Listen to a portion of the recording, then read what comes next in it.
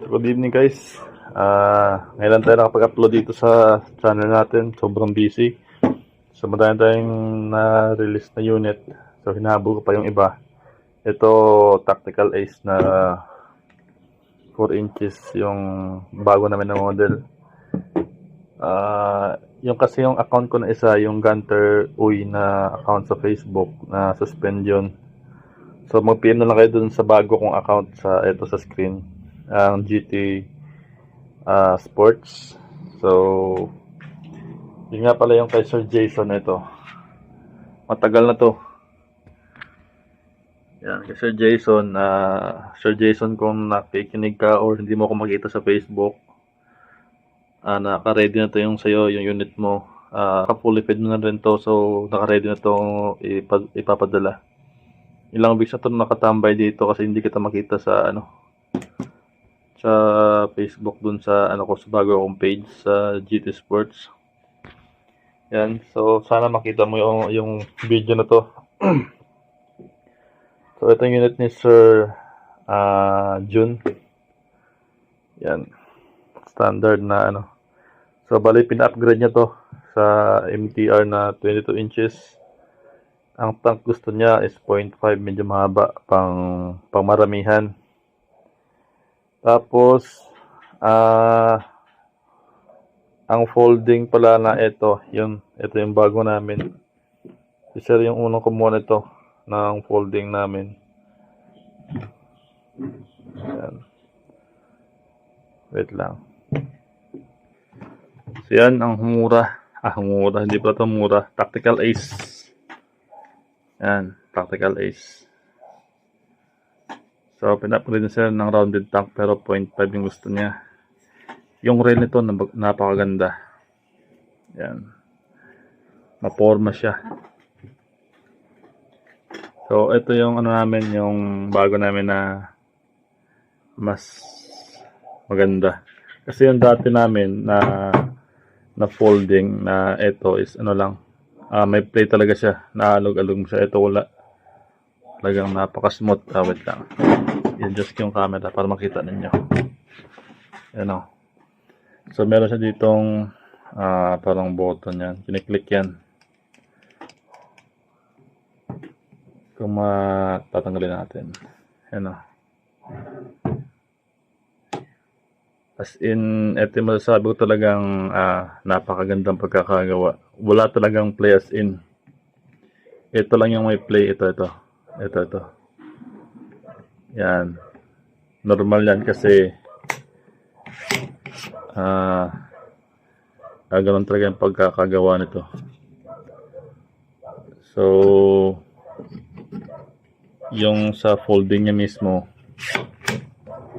talagang solid yan. Tanggalin natin. Tapos, tanggalin natin ito. Yan o. Pakita ko sa inyo. Solid yan. Nag-snap yan pag nilak mo. Yan. Maririnig niyo yung tunog.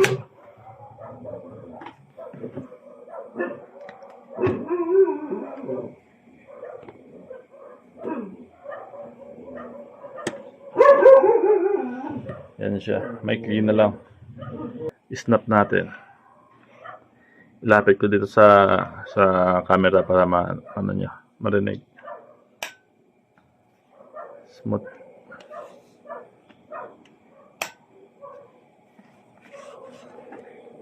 Tapos ang pagkakagawa nito dito, makapal to. Kaya napakatibay niyan sigurado.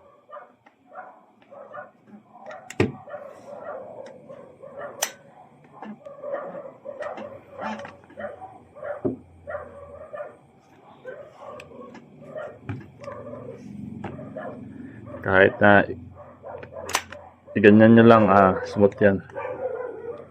Yan. So may clean siya pagka pinold na to. Ito yung ideal talaga sa hunting, sa bag na maliliit. So katingan natin to kung ilang haba nito. Pagka ganito na. Sa 20 inches lang. Yung end to end nito, 20 inches. So, depende pa rin sa panumpit mo na kasama. Kung mas mahaba. Yan yung folding namin na na para sa tactical lang. Sa wood, wala pa kaming nagagawa nitong may folding. Pero yung sa tactical lang yung mayroon nito. Sa wood, wala pa. Yan. Isa lang sa pinakamaganda is yung pulidong pagkakagawa. Kaya as in talaga na masasabi mo na sulit yung pagbayad mo dito or kung sakali magpapagawa ka. Pero ito kasi nakita ni Sir yung upload namin na bagong folding, kaya pinalagyan niya ng folding. Ideal talaga to sa maikling bag, yung maikli lang, hindi sa bulky. Wala siyang play. Meron konting-konti, pero as in, hindi mo siya magagalaw dito. Yung ganyan. Wala kang magagalaw ng ganyan. Wala. As in, solid siya. Yung mga nagpa-install sa amin dati na folding, aftermarket kasi yun. So, pwede nyo kung gusto nyo nito, ito, pwede nating i-upgrade yung folding ninyo kung gusto ninyo. Pero kung good sa man sa inyo yun, wala nang problema. So, ito kasi napaka-solid yung pagkakagawa. Talagang maganda siya. Pag-click mo dito, yan, pag-click mo dyan, kahit na tapon mo lang sa ganun, naglalak na yan.